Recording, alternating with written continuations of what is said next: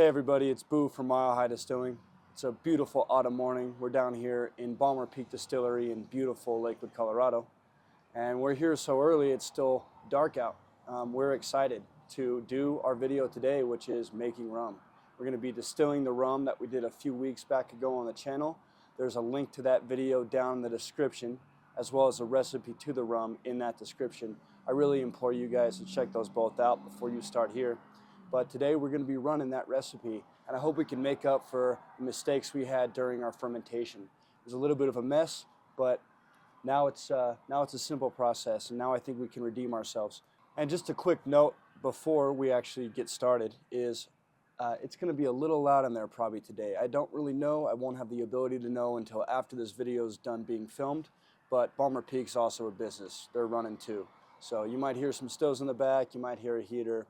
Don't really know. Maybe our mics won't pick it up. Just a disclaimer. So without further ado, let's get started. All right, guys, and we're just getting right into it. This was going to be planned. I was just going to hop right in, but I didn't have a choice this time around, and I'll tell you why. And it'll also stress the importance of making sure you're watching your still. We were sitting here waiting for heat up time. Felt things. It felt like my temperature was in the lid. Couldn't really feel it on my column. I stepped away and went to the bathroom because I figured we had another 10 minutes, and sure enough, when I came back, I was blowing steam out of my condenser, water all over the place from my water source. Wasn't very smart on my part. I blame the early morning, but you know, just a lesson in watching your still, especially when you hit at this heat up point. If you're in the run and you're starting to collect and you want to take 5-10 minutes while this glass fills up, probably safe to do so. But I would keep a good eye on everything, especially during that heat up time, because it's fast. It kind of just jumps up. But here we are. So we've lost, I'm not sure how much to steam, and we're starting to collect our 4 shots. Obviously, there's nothing notable in these 4 shots for a rum. It just smells like sweaty socks and acetone. So nothing really too much to mention there, but I want to take the time real quick to talk a little bit more about rum. The nice thing about rum is there's a lot of different variations, and the same goes for, you know, whiskeys and stuff. There's rye whiskey, bourbon, you know, wheat whiskey, and rum's like that. Why I like rum so much is most of those rums, their process changes depending on what they're making with that rum, but their base pretty much stays the same. It's very easy base. It's going to be molasses, water, and yeast. And then of course, you know, you can add sugar, some don't, some do. And then from there, you know, you take your rum and you can create so many awesome things. There's orange Creole rum. There's going to be amber Cuban rum. We could just take this right out of the still and make it a white rum. We can bring this and age it and create a dark rum. Spiced rum is also available. Obviously that would just, you know, we'd have a chamber in here and get some of those spices out that way. So there's a lot of things we can do here. You can even go really insane, and there's an old, very old technique for rum. It's known as dunder, is the base of it. What dunder is basically a bunch of bacteria.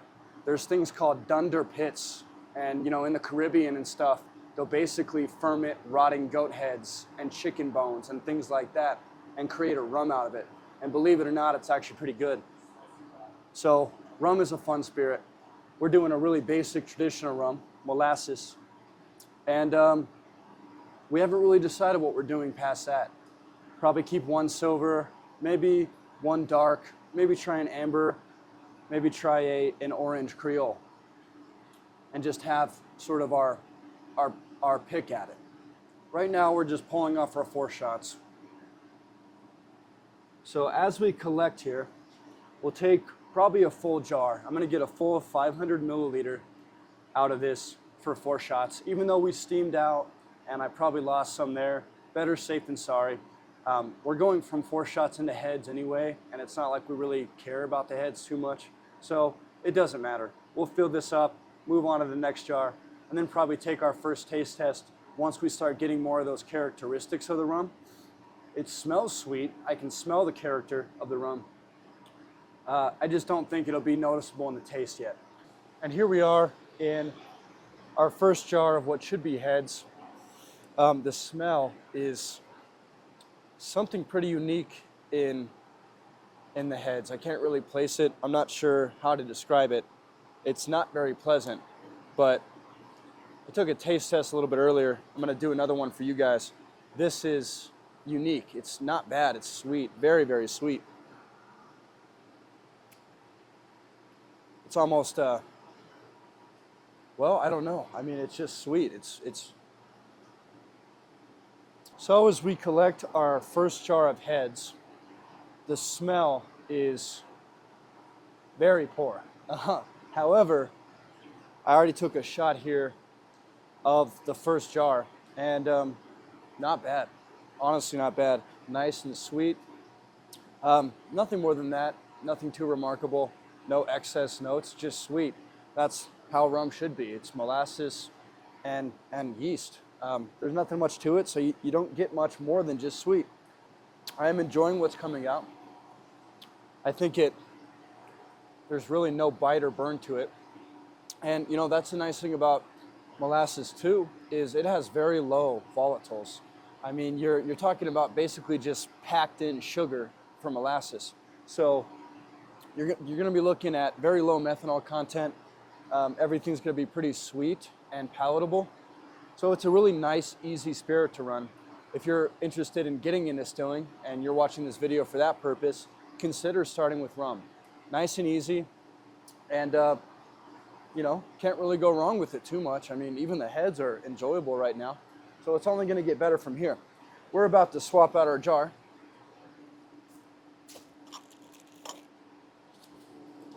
And as we go into our second jar,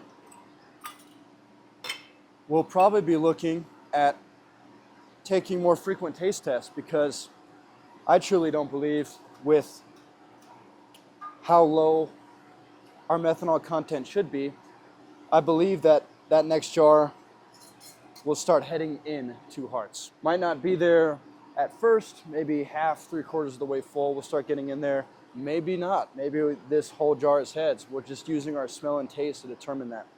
Now, another thing I love so much about rum is, again, you get a good yield because of that low methanol content. So we're going to be looking at collecting most of what we're creating here, and most of it should be palatable enough to drink. Now, in our recipe video, we ended up using about 1.25 gallons of molasses. That, with 4 pounds of sugar, got us about 12%. You'll see why I'm sort of questioning myself if you watch the recipe video. I had a little bit of trouble for multiple reasons. I assume I got about 12% out of that rum wash. So that's a decent amount. But I know people that go pretty hard on the molasses. Some people that use, 3 gallons worth at a time. Now, if we're at 1.25 gallons and producing a good yield and everything's sweet, you could consider just, bringing that down, saving some money, just get 1 gallon, maybe a little bit more, and go from there. 4 pounds of sugar does make things a little harsher, but it's such a small amount, I don't think that'll really be that noticeable.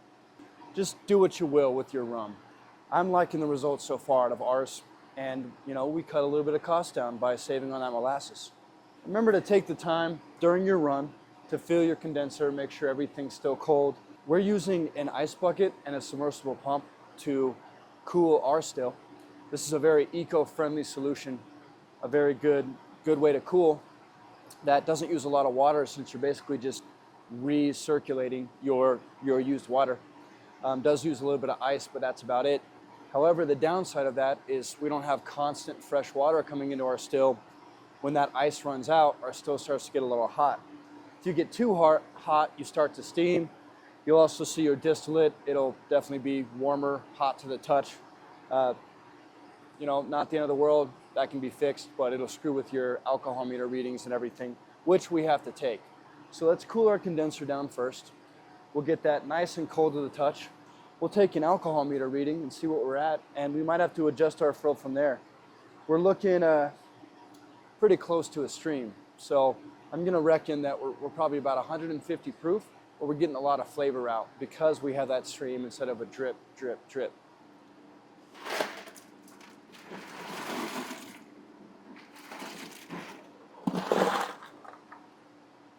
For those that might be interested, I'm not exactly sure how many gallons this holds, but you know, a regular Home Depot bucket, something like that you can get at Home Depot or another hardware store, that'd be, you know, what close to what we have. And you fill that thing full of ice. I use about a third of that ice every time I refill, and that keeps me going for, I would say, about 20 minutes or so, probably a little bit over, about 30. So that'll have to be refilled throughout the run. We're gonna end up using about 2.5 to 3 buckets full worth during a run. And that's with a 3-inch tower. If you have a 2-inch tower, probably a little less. But just want to give you guys some info on that. That's gonna take a second for everything to circulate.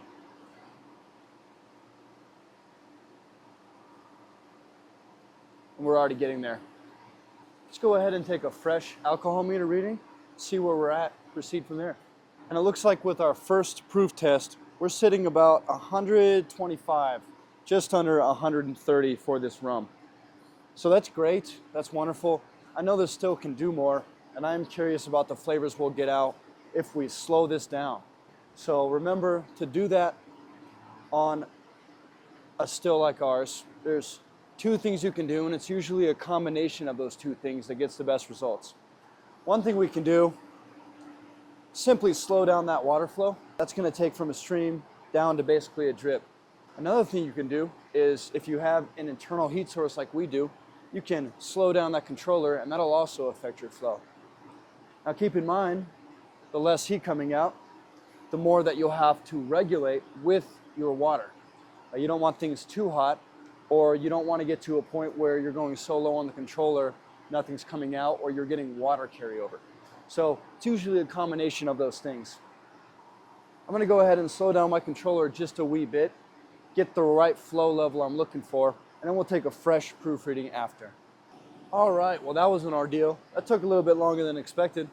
You can kind of see, we'll zoom in, but we're at, I mean, not as slow as a drip could go, still relatively slow. All we did was gain about 10 proof. It's about sitting about 135, a little bit under 140. As far as flavor goes, I mean, I like it better. Obviously, it's more pleasant to me. Even though I've lost flavor with that higher proof a tiny bit, I still prefer it, I think. However, if we stayed at this flow, we're probably talking about an extra hour or 2 in the run. And you know, when you're sitting at home, you're a hobbyist distiller, I'd recommend you do run this way. Anyone wanting to make a fine spirit, low and slow is kind of the name of the game. Keep things like that, and you know, the more time you put in, the better your spirit will really be. As much as I'd like to do this, I don't know if we have the time at this distillery. We only have an allotted time to really consider keeping it at this flow. So I'm going to speed it up. I'm going to lose a little bit of my proof, but you know, it's going to be what it's going to be. I think it's still going to be a phenomenal rum. And here we are starting our 5th 12-ounce mason jar worth. So we have a jar of 4 shots, jar of heads. 3rd jar, I'm going to call it a blend. It's a little hard for me to taste and smell the methanol in this rum wash. I'm having trouble. The smell throughout all this has not changed. It's very unique. And Austin over here at Ballmer Peak shared, he makes 3 types of rums. They're all amazing. He shared that sometimes that's typical of rums. I think that smell is probably going to stay during most of the run. As far as taste goes, because I'm also using that, and that's probably more important than what it smells like, I'm seeing that jar number 3 is sort of a mix there. I think it's palatable, it's drinkable, probably has some trace amounts of methanol, but overall pretty good. And then this is my first jar of technically all hearts, and this is nice. Almost tastes like cookies a tiny bit, which makes sense, molasses cookies. And as we proceed into 5th, we did up our flow a little bit, back to that pencil lead thick stream. I do want to take the time real quick to thank you guys so much for watching. We really, really appreciate that. I'm really curious what you guys would like to see from us in the future. Please leave a comment, let us know. I try to do a little bit of a mix-up. I try to do videos that, I gotta be honest with you, I shell out a little bit. I do videos that I think will be popular, just because, you know, if that's trending in the distilling community, obviously I wanna do a video on that because that's, you know, that's what people wanna see. And then I like to do videos that I think are cool. Making cuts videos was really fun for me. I enjoyed going over a list of different sorts of compositions and different compounds in the still. I really enjoyed that one. I'm gonna have a few videos that are gonna be a blast, I think, to film and produce coming in. But I'm curious what you guys would like to see. I wanna hear from you guys. So leave a comment down below, let us know what you're liking. And while you're at it, please like and subscribe. If you enjoyed this video, please like. And I guess virtually through the screen, wish us luck on this run for the remainder of it. So we've entered jar number 6, and we've definitely seen an improvement on overall flavor. Things are really rounding out well. We're enjoying what's coming out. Sorry I can't be more descriptive. It's rum. I mean, it's molasses. It's sweet. It's a sweet drink. Over around this area, we're getting a little bit of vapors, and they do smell a lot like cookies. When we actually get into the still, it's pretty much just sweaty socks, which is so interesting because when we taste, it's sweet, and it's yeah, it's very, very sweet. I think we probably have one more jar, maybe 2 worth of this, and then we'll start hitting into our tails. I'm really excited for that part. As you guys know on this channel, I'm a big fan of the tails. They produce such cool characters as they come over. Get some esters in there, some nice fruity notes. So I'm really, really excited for that one. And jar number 7, and we've taken a proof reading. We're sitting about 110 proof, down from our original 130, 125. So remember, as you've seen in past videos, this is an indication we're in our tails. It's not a telltale sign, but it's a pretty good sign. If you're slowing your flow and messing with your flow a lot, you'll probably see that before you get in your tails. If you're in your hearts and affecting your flow, you might see your proof drop there. But we haven't changed our flow, and our proof is dropping. So pretty good indication. We're getting a lot of interesting flavors over, which is also an indication. I want to be completely honest with you folks. I like this rum. It's passable, but I wanted it to be extraordinary. I wanted to do some crazy things with this. That's hard to do first run. I mean, almost every distillery I know, every rum you've probably tasted on the top shelf at the liquor store is run more than once. What's nice about rum is, you know, whiskeys are generally run through pot still twice, 3 times or so.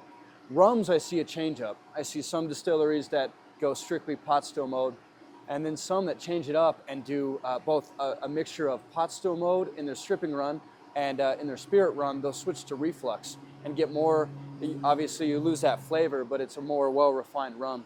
So you can switch it up with the rum, which is nice. We've chosen this pot still mode only, and it's hard to make a top shelf spirit first pass. It's not really something, with our experience level anyways, that's possible. So I like the rum, don't get me wrong, I'm not trying to undersell it, but I think this rum can be better. So look forward to a future video. What we're gonna be doing is we're gonna take this wash after it's done, this molasses wash, and we're going to pour all of our spent wash, everything that's not been distilled, into a bucket. We're gonna let it sit out for a few months, and then we're gonna ferment again with some fresh molasses on top. And that's sort of like a dunder rum in a way. And we're gonna see if we can create something amazing that way. For now, we just have our single pass rum, drinkable, nice flavor. It'll only get better. We can flavor down the road, either with oak spirals, we can maybe make a black rum, a golden rum, or we can throw some cinnamon sticks and allspice in there, let them seep in there, and sort of macerate in there and make a spiced rum. And you know, we can do a lot of things with this to kind of bring it to that next level just in our single pass. And jar number 7 is maybe losing a little bit of that flavor. It could also, I might be pulling over some water. Our condenser is like a tundra right now. I mean, that like almost chills me to the bone to touch it. So I think I'm gonna go ahead and drop the water a little bit. and try to get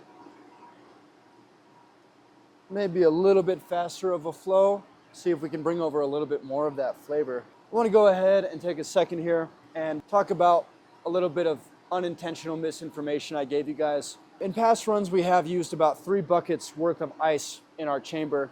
This one has been surprisingly good. We've only had to refill our ice bucket once. And as we proceed to fill our 12th and last mason jar in a pack, we have done okay. We've got a few good spirits in these hearts jars. These tails get a little bit funky here and there. And now we're just pretty much pulling over some nasty residuals from the end of the tails. This run, I think it's a passable rum, but I don't think it's up to my expectations for what I have for myself. We've decided to collect all of this. This is all good alcohol, and we're gonna run this next month as a spice rum. And guys, here we are at the end of the run. So here's our full yield. Not a bad yield. Obviously 4 shots are pitched. This first jar of heads, not something you'd really want to drink unless you want a nasty ass hangover, but in terms of flavor, it's decent for heads, right? Our next jars, all the way up to about here, are going to be pretty good, pretty decent tasting. It's a rum. I mean, it's nothing spectacular, I'm going to be honest with you, but it's drinkable, nice rum. And then we continue to collect a little bit past that. And why we did that is, remember, this is still good alcohol. So even after the flavors started getting bad, you can make a choice. You can continue to pull and collect that for a future batch, or you can just stop your run right there. Because it's already been distilled, it's going to come out the second time cleaner. And what we're going to do is, during the next batch, we'll have an infusion basket in the middle of our still. We're going to be infusing some flavors into our rum. I really want this rum to hit a next level. So we're going to try to get it there. Look forward in the next month or so to a future video with this. But overall, that's how you distill rum. We've got a decent yield. We've got a lot of drinking to do. So we'll catch you guys later. Be sure to like and subscribe if you liked the video. And as always, thank you to Ballmer Peak. Thanks for watching.